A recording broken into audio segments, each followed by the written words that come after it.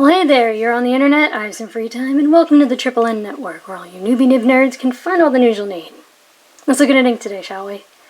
Now, today's ink was actually requested by a viewer, I'm not kidding, probably about, maybe close to a year ago, and I only recently managed to acquire a sample, but once I did, I got on it. So, here we go. This is Private Reserve's DC Supershow Blue.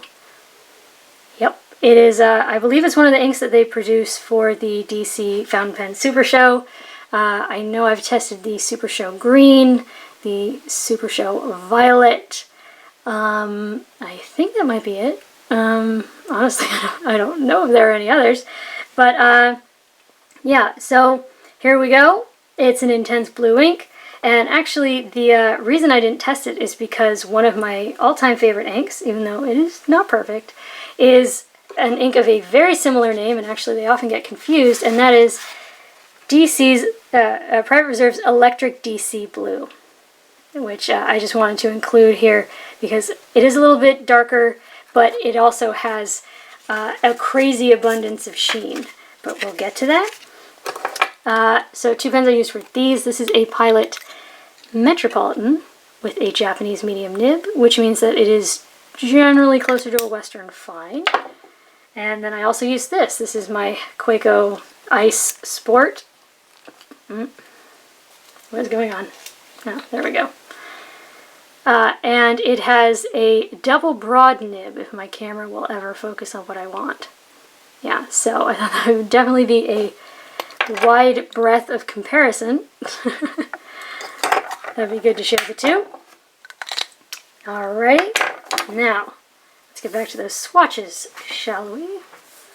Now here is DC Supershow Blue, and here is Visconti Blue.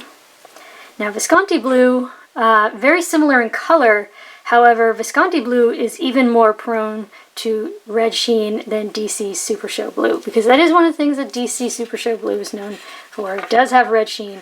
However, Visconti was even sheening on this 30-pound all cotton paper, which is not the easiest thing in the world. But yeah, so again, very similar color. Another color quite similar is another Private Reserve. This is American Blue. American Blue is maybe just a tiny bit lighter, but also has a crazy abundance of red sheen. Here's a Noodler's ink. This is American Blue Eel, so it's basically Noodler's Blue with an eel component. It's maybe a little bit lighter. Yeah, it's still a very intense blue. And lastly is another Noodler's. This one is an exclusive to gouletpens.com. It is their Liberty's Elysium. It's maybe a little bit lighter, and yeah, so of the DC blues, I definitely have a favorite. I have it both in bottle and cartridge. I love that stuff. But bear with me as I zoom in. Yeah, there's really no way to do that gracefully. Anyway, so this one on the left with the little D in the corner, that is the one that I let dry. And this one on the right is the one that I did the way you're supposed to. Now, as you can probably tell, if you're familiar with the patterns that seem to emerge in these things, this does not imply a great deal of water resistance, because you can barely tell where those initial lines were, and then there's just a big old blank space where water was just really making this stuff move. You get the barest little hints of purple through here, but then you get blue, and sort of this dark line up at the top. The dried version is largely the same. I'd say maybe the purple is just barely less noticeable, and I don't know if this will show up, but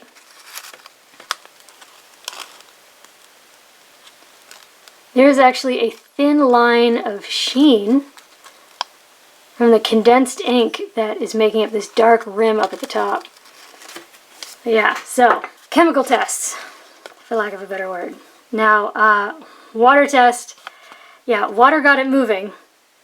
Really got it moving. The thing is, this is a well-saturated ink, so it's just moving that pigmenty stuff around. Or it's not pigmented, but you know, the ink component, the solulate. Now, the bleach, what's interesting is you see this light blue here. So first it turned everything that color before it slowly just sort of faded into nothing. Ammonia pen flush really got it moving. However, the ammonia started to react with the paper. Same with hydrogen peroxide. It got things moving. If anything, I think it brought out a little bit of the purple. Or am I crazy? Either way, it started to mess with the paper and I had to clean it up. Paper test. Top down in density, Clairefontaine, 90 grams per square meter.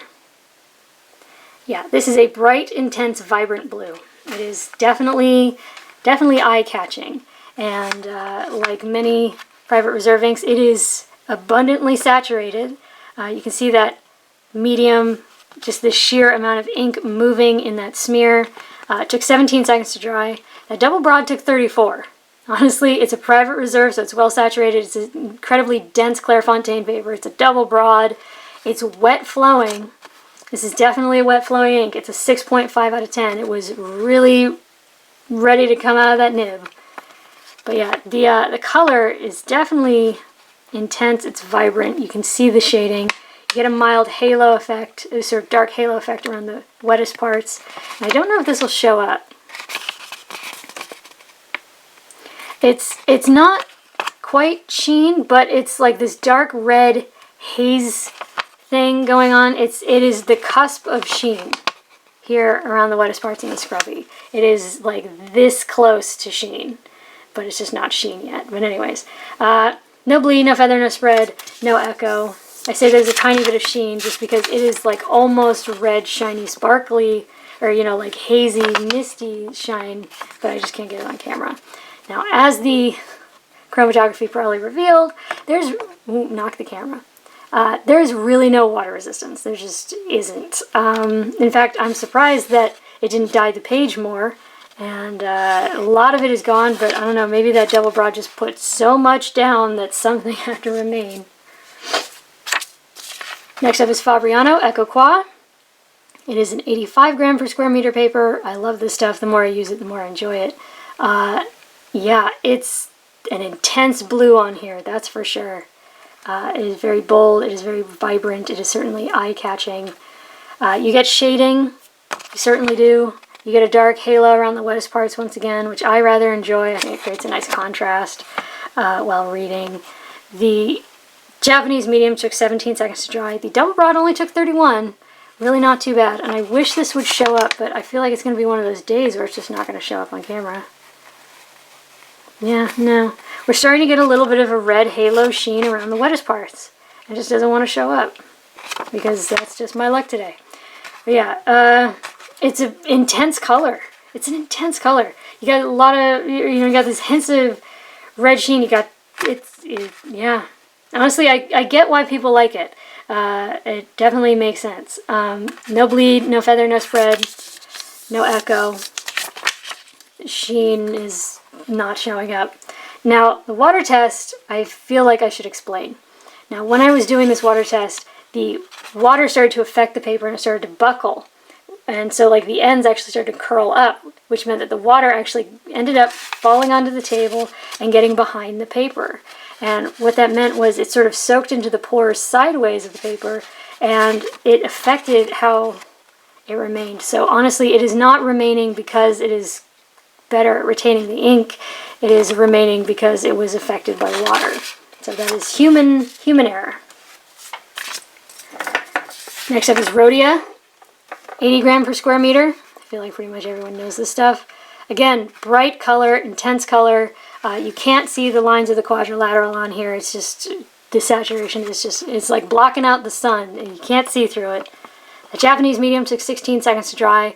The double broad took 31 and went clear off the page. But it is definitely some dense color. And again, you can see that dark halo outline around the wettest parts, especially in the double broad. And I really wish this would show up, but it's not going to. We have red, hazy halo sheen around these wettest parts of the scrubby and in the writing, but it's just that kind of day for me. It doesn't want to show up. Now there's no bleed, no feather, no spread, no echo. And this is actually an older piece of Rhodia. It came from a giant number 38 block that I cut down. And so it's older. It's been affected by age and time and quite literally exposure to air. So it is not performing perfectly, which you might be able to tell from the back. This scrubby, where I laid it on really thick to see if I could get some sheen with the double broad. You're getting just like the barest little hints of dots out the back. And because this was the edge of the number 38 pad down here, the edges are always more susceptible, so they age even more quickly. And so they reacted with the water test much more noticeably. There's more remaining that wouldn't normally, and it's not good looking. You know, like you can tell that something's wrong with the paper. So not ideal, but now next up is Tomoe River. It is known for drawing out shading and sheen and dry times and echo, and we pretty much got all of that. Because that Japanese medium took 21 seconds to dry and that double broad took 50. But now if this doesn't show up on camera, I'm just going to throw my hands in the air and give up because, oh, thank God, finally. Okay, yeah, no, we have red sheen just everywhere. Like, it's in a complete halo around that, like, 50 seconds to dry. It's practically in complete halos around anything that the double broad wrote. And it's just everywhere. There's just red sheen everywhere. The thing is, you need to let it dry, which takes a while in order for that sheen to show up. And where the sheen is laid on heaviest, you actually have the potential for smearing. I don't know if this will... Even now, even though it's been several weeks. I don't know if you can see that, but it's smeared. But yeah, so that's just something this paper does. It doesn't want to absorb, so things just sort of sit on the surface. So yeah, something to be aware of, like that. Yeah. Anyways, but yeah, I mean, it's Tomoe River, so it doesn't bleed, doesn't feather, doesn't spread. However, where it's laid on pretty thick, it can get kind of dark, and since this is just such thin paper, I mean, it's almost half the width of Clairefontaine. Yeah, you're gonna get some echo. And now, granted, the scrubby, I was laying it on really thick because I knew I was probably gonna have trouble getting the sheen on camera, and I wanted to make sure I got it here. However, I wasn't laying it on particularly thick here or here. Now, granted, that is a double broad, but I love my broad wet nibs, so this might not be ideal if for some reason I wanted to write on both sides. Personally, I've kind of just given up on all that, but the thing is, you can still kind of see a little bit from that Japanese medium. Just a bit. But I'm ridiculously sensitive, so. Now, Tomoe River is known for letting ink just slide away when you add more water, and it kind of did. I mean, like, the Japanese medium is essentially gone. And when I went to, like, sop up the water afterwards, it took all the ink with it, so it really didn't dye the page much. However, more of the double broad remained than I was anticipating. I expected a lot more of it would go. Now, there isn't much. It's very faint. It's very light. It is not easy to read, but you can tell which writing was the double broad. You can tell which lines were the double broad. You can definitely tell which dots are the double broad. I don't know. I think maybe it just put down just a sheer volume of ink that it was hard to wash it all away. Now for the next 3 tests, I only use that Japanese medium except to write the name. And this is the world's worst 20-pound copier paper. Quite possibly the worst paper ever. Trust me, it's bad. Now, this stuff, yeah, okay, it's a wet ink. It's intensely saturated. It's the worst paper in the world. We're not going to get awesome results. Now, there's spread. There's most definitely spread. You can see that the line width got broader. We lose essentially all shading in the writing, but we still retain an intensely bright and vibrant shade of blue. It took 1.5 seconds to dry. But we do have a wooliness. We do have feathering throughout. That is something that is going on all throughout here. So, yeah, it's not ideal. We have a lot of show through. And we have spots very near bleed to the point where you can practically read this from the back. Now, yes, it's a Japanese medium. It's practically a Western fine, but it is wet flowing. It is an intense ink. The scrubby did render onto the page below, along with that double broad where I wrote the name. But overall, the medium did okay. It is unbelievably distracting if you had wanted to write on the back, but it didn't render onto the page below, at least.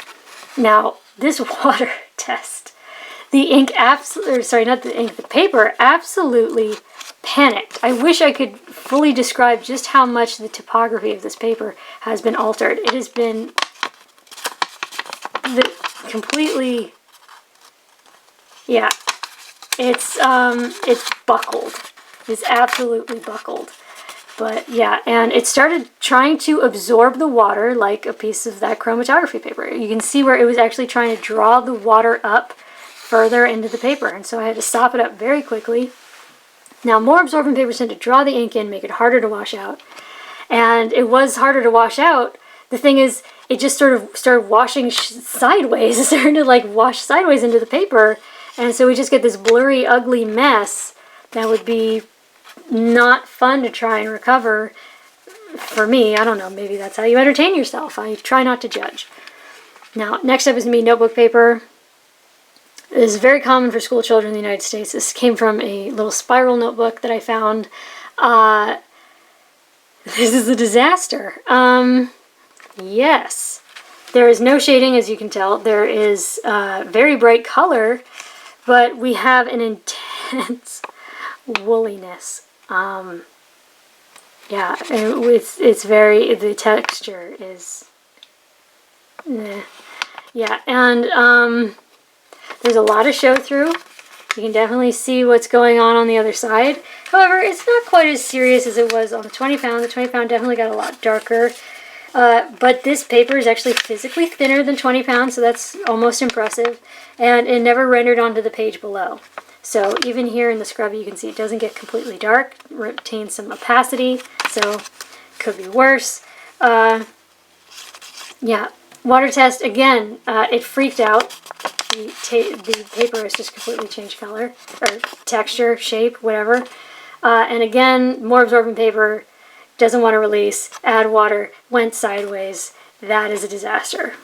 It looks like somebody covered it in propane and set it on fire. I mean, I guess it could be worse, but that's still pretty bad. Yep. Okay, and lastly is Moleskine notebook paper. I hate this stuff because they make you pay a lot of money for it and it's awful. End of story. Yep. Took 6 seconds to dry. Yes, we have bold, intense color, but I doubt I even need to bring it in closer for you to see all of the things that have gone wrong already. But just in case, I will. Do you see this? Do you see these feathers? And this woolliness? I mean, yes, we retain this bright, intense color, but okay, just look at what the double broad did. I know that's asking way too much of this, but I just want to show you. That looks like Cookie Monster got loose. I mean, that's just intense. And